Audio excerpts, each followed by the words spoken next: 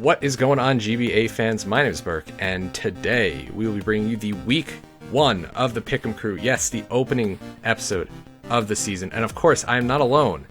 I am with my co-host, Matty Brawlick. Hello, GBA fans. It is me yet again for the second season in a row. I believe I was the Pick'em Crew champion, right, Berk? I don't remember last season too well. I did poorly, so it's just kind of all of a haze. But you might have won. It was crazy. I can't remember if I won the regular season or not. It may have come close, but then we did all that doubling and tripling and quadrupling down on playoff games, and it just so happened that I got lucky in the last week and ended up winning or something like that. So that's kind of cool. Hopefully, I could have a strong showing again this season. Had a lot of fun. So glad to be back. Yeah, I'm gonna try not going negative this season. I think I was like this close to winning, and I had to bet on Cooper last week because if he won, I won the entire thing. And yeah, you were. I thought you came in second. No, I didn't come in second after that. Oh no. I was in like 8th. So anyway, week 1, we have a lot of good matchups. So the first matchup of this week, we actually have the San Jose Sharpedos versus the Borussia Fan. And I'm going to say I'm a little bit biased in my pick because I helped Tom plan. I'm just going to throw that out there. I picked Tom. And this is just a very hard match to call just because you look at both team matchups and Lars's team. Man, Lars's team.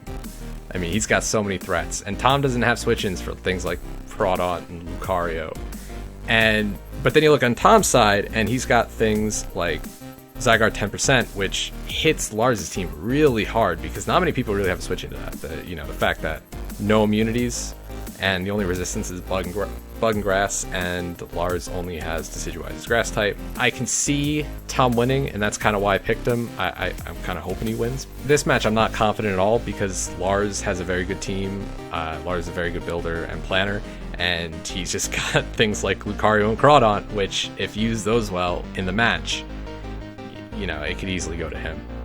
Yeah, I could definitely see that as well. Looking at both teams, it's pretty crazy. They both have some nice offensive squads, similar to what I would like to use. But then Lars, he's got one crazy looking team. Looks like a nightmare to prepare for because he's got Magearna.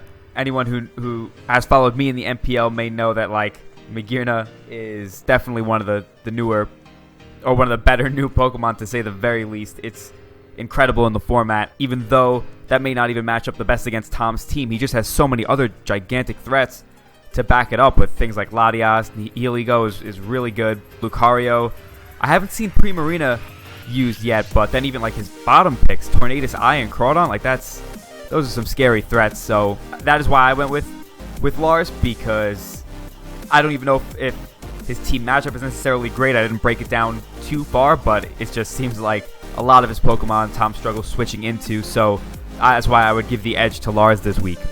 Yeah, it's definitely going to be a good match. But up next, we got the Pittsburgh Piratas versus the Alola Athletic. Why don't you take this one?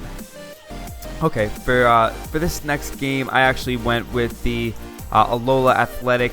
Looking at the matchups here, I like the Alola Athletics team. I don't want to say standard looking like normal OU, but it's kind of got some, its main core is definitely reminiscent of what you would use in Gen 6 OU pretty often, even in black and white, with things like Excadrill, Tyranitar, and Rotom Wash.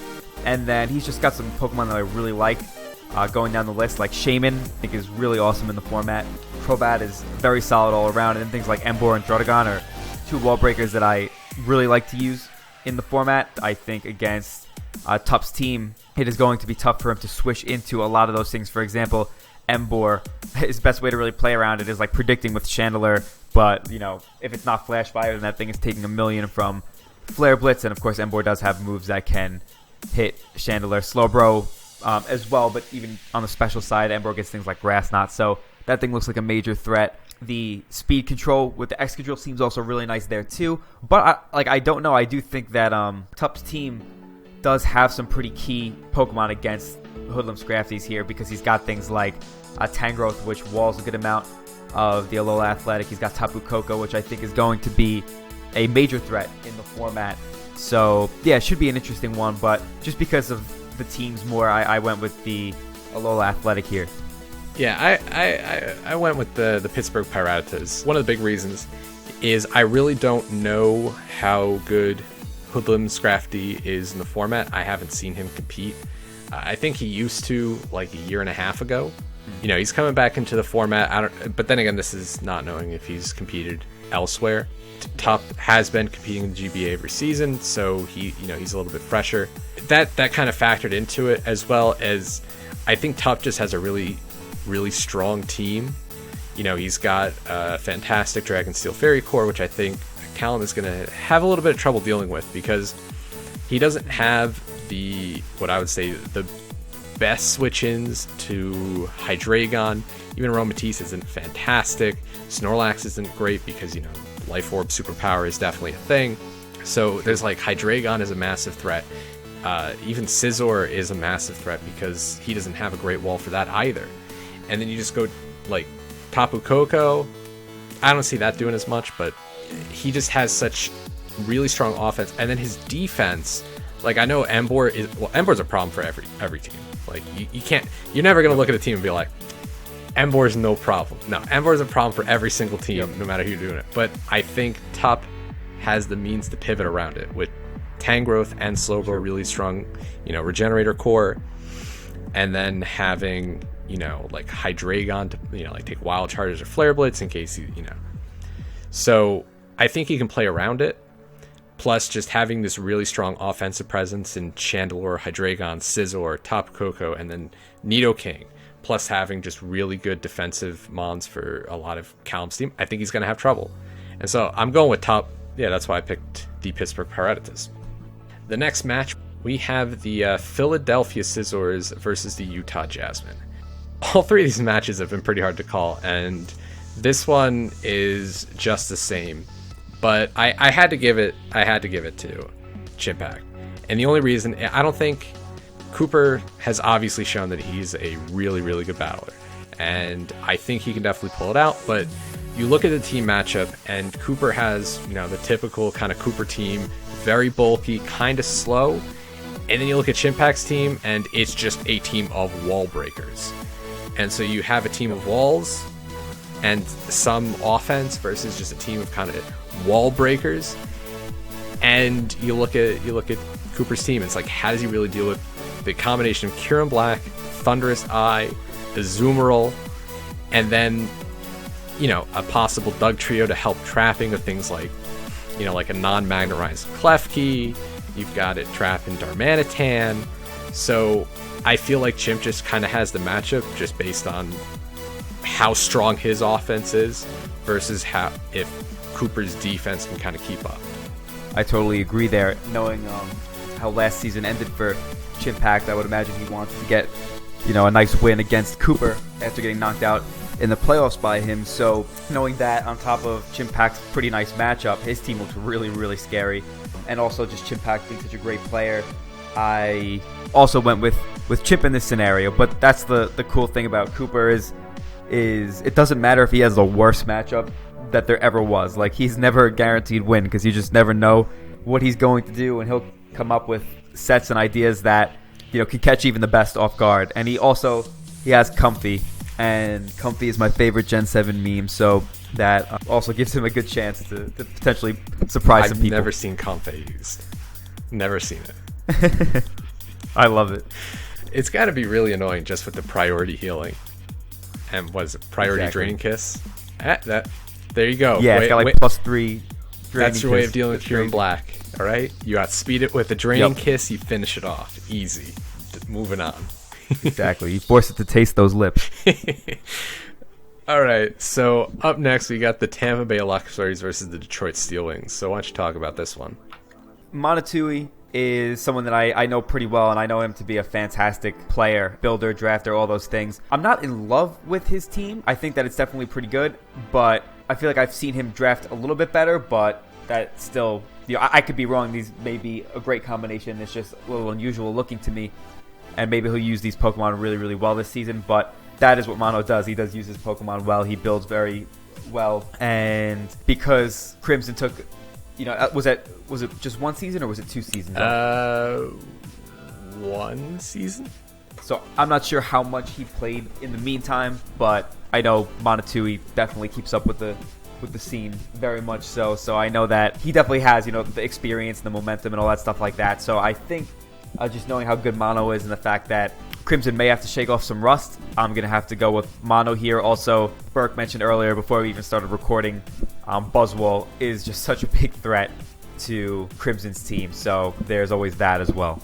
Yeah, I mean, you look at Buzzwole. All right, what's the switch into Buzzwole? I don't really see it. Oricorio Fire. I don't think Oricorio's ever coming. Yeah. All right, my bold prediction is that it gets a reverse sweep, but it's not coming this week. Yeah, that would be funny. Yeah, Buzzwole. Pretty much the mons that resist fighting aren't really gonna. Even if they resist fighting, they're not taking superpower well from a Buzzwole. Tornadus T, Yep. Sylveon, no. The Slow King, that's a very hard read because Leech Life will just absolutely destroy its life. So there's no good switch-in for it. And then the switch-ins that he does kind of have, like Sylveon, you look at Mono's team, he's got Jirachi, one of the best counters to Sylveon. I mean, I think it's going to be a little bit awkward for planning for Mono starting the first probably like 2 or 3 weeks just because the team is a little bit odd. I mean, you've got things like Ol and Golem, a few redundant typings, but I think once he works out how the team's supposed to plan, he's going to do really well. And I think he's going to win this week. I have all the confidence in the world in Mono just because I know how good he is. And that's not to say anything about Crimson. I know Crimson has been competing in other leagues. I don't know as much as Mono, but I just think Mono is one of the best league format players currently, and I just see him winning this match. I agree. And then we have the St. Louis Rampardos versus the New Orleans Pelipers. So I got John in this one. One of the biggest reasons I have John is because you look at John's team, and then you look at Dan's team, and then you say, what's his Tapu Bulu switch in? Because it's not Victini. I don't care if Victini resists the Grass Stab. Unless you've got a 4 times resistance, it ain't really a resist. Mm-hmm. Because I've used Tapu Bulu personally, and I know that even if you just slap a choice band on that thing, and it just goes to town. And he's got such versatility with it that he can beat pretty much any Mon on Dan's team 1v1 with it. I just think John has really good offensive matchup because Dan's team is going to struggle with Tapu Bulu, and then it's also going to struggle with Jolteon because Jolteon outspeeds his entire team, can run enough coverage to pretty much hit almost everything super effectively or just hit it really hard. Dan might have a lot of bulk on the team, but I don't think it matches up favorably against John. Now, Dan is a very good battler, and Dan he's known for a bit of creativity and being able to, even in a bad matchup, being able to pull out a win. But for me, like just looking at team matchup, and again, it's really hard to see how the coaches are going to do week 1 with their teams when we haven't seen them use them yet. From team matchup, I got to say John takes it. I think I would have to agree there. I also went with the Pelipers here because, like you did point out, there are some pretty nice offensive options on John's team against Dan's. I think that John's team is a little less basic, maybe I would want to say, than his teams usually are. Like, usually his teams they usually consisted of like a bulky offense type build with a lot of things that he seems to be comfortable with. It seems like on this team he's using a lot of things that I haven't personally seen him use. I don't know how comfortable he is outside of the GBA with a lot of these Pokemon, but I think that may be just what John needs because it seems like the more he's kind of settled into his comfort zone, the less good he's been doing these past few seasons. But the thing about John is he's always pretty consistent. And with Dan, it seems like he's more hit or miss. So just at the start of the new gen, trying to get used to these new teams and everything, plus the fact that John has some really nice offensive options in like the Tapu Bulu, the Infernape, Jolteon, I think I'm going to have to give it to John here. Yeah, so up next we've got the Florida Gators versus the San Diego Chimchargers. Why don't you talk about this match? Now, both Gator and Envy are 2 fantastic players. I don't really know how much experience Gator has. I'm pretty sure this is his first real season in a draft league. I know that I think he joined the Summer Showdown tournament hosted by the Token Minorities, and he also ended up joining the MPL, where he did play a game and he did win it. So I've seen him. I know that he could do well. But I not that Envy's loaded with experience either, but I know he's definitely got more here. So just kind of based off of that, I would be more inclined to go with Envy here. But I don't know, in terms of team matchup, they both have kind of strange teams. Like Pelipper as a second round pick is interesting to say the least. And then what's it called? Gator's got some pretty interesting things like the Pukumuku, Whimsicott, Komala, Holucha. So it should be interesting to see what he could do in this type of format, because he definitely has some interesting tools that he could probably do a lot with if he thinks outside the box. But time will tell. So for now, I'm going to go with Envy. Yeah, I was really split on this one. Like, just like you, I went with Envy mostly because of the experience that he has over Gator. But you look at the team matchup, and I feel like it's kind of in Gator's favor, because you can just look at some of the threats. Like a mixed Mamoswine with Freeze Dry just kind of runs through the entirety of Envy's team. Oh yeah, it just does. So it's like I feel like the team matchup is for Gator, and I can definitely see him winning. But just at a comfort, I've seen Envy last season. I know how well he did. I'm confident he can do as well this season. So that's kind of why I went with him. Yeah, definitely. And then we have the Free State Toracats versus the San Francisco Giants. Again, just like with a few of the other matches, I'm going with the San Francisco Giants. One of the biggest reasons is I've never seen Duncan play in league format. I have no idea how experienced he is. He might have participated in like the multi-battle league. I'm not entirely certain. In terms of a singles draft format, I just don't know how good he is. I think Geo just kind of has a lot of the team matchup in his favor. I mean, you look at Tapu Fini, and it just walls a really good portion of Duncan's team. And then you couple with offenses like Salamence and Conkeldurr, it's going to be really hard for Duncan to be able to deal with a lot of the offense on Geo's team. Plus, Geo having the experience and knowing how creative he can be with a lot of his sets, I feel like he's just going to be able to pull this one through. But I don't know how close the match is going to be. But again, not to discount Duncan, he has a lot of offensive threats. Weavile, Landorus, going to be difficult for Geo to deal with, but I just feel like Geo's going to pull this one out.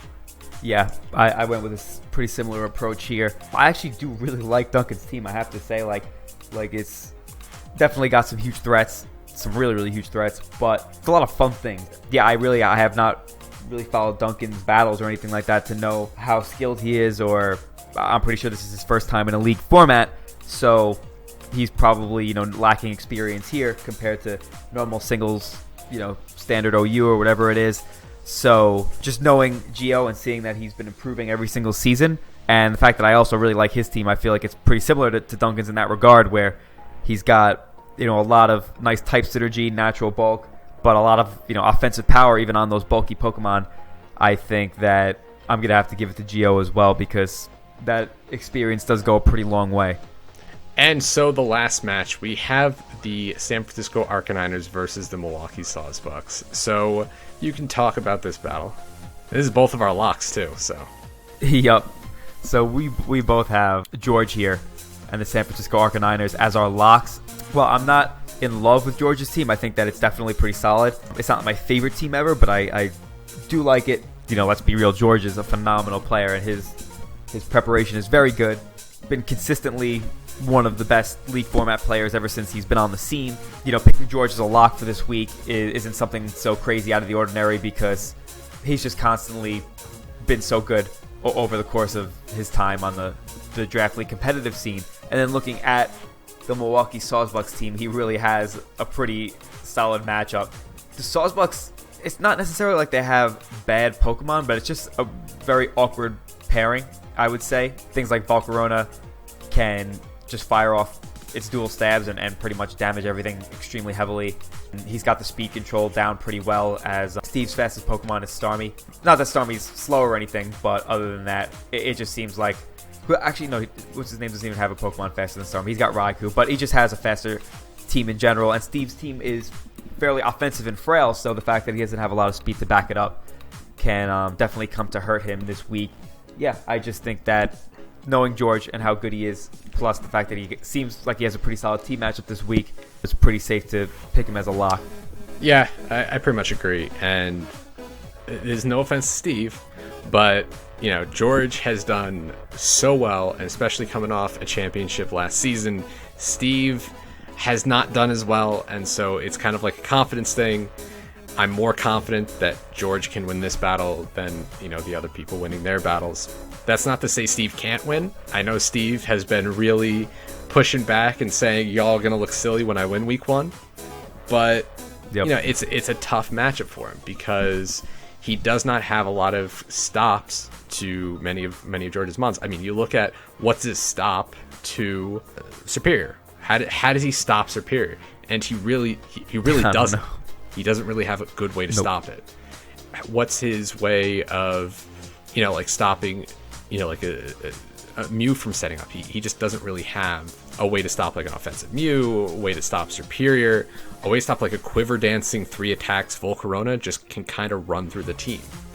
And I know exactly. Obviously Lycanroc, it's Accelerock, but you get rid of Lycanroc, and then Volcarona can kind of do its thing. So I just feel like George has this really nice offensive matchup against Steve's team. And if Steve can't come up with a way to try to mitigate that, I feel like George is just going to win. And yeah, I would agree. And that's kind of the way a lot of us feel, except for Spastic picking Steve over George. Everyone else has George picked. So we'll see. It's going to be hard to say because, again, first week, everyone has new teams, and even teams that look good on paper might not pan out as well the first week just because you got to get out the kinks and planning.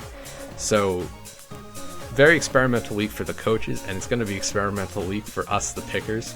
So that is going to wrap up the week 1 of the Pick'em crew. Please leave your own picks in the comments section below. Let us know who you are locking this week. That's all I got. You got anything else to say? Yeah, no, just definitely leave your picks in the comments as well. We have the polls going up, right, on Twitter? Yeah, the polls have already been filled in. The fans have already spoken about which teams they want to see win. Right, okay. And we'll see if the fans are better at picking than the Pick'em crew. Exactly. We want you guys to be as involved as possible. So definitely, you know, comment below, then go to Twitter and make sure you leave your picks there because it definitely makes it more fun for us to engage with you guys and really just have some fun this season. So yeah, it's going to be interesting. New generation, a lot of new Pokemon and some new coaches and everything like that. So should be a blast. And I hope you guys enjoyed this video. Bye.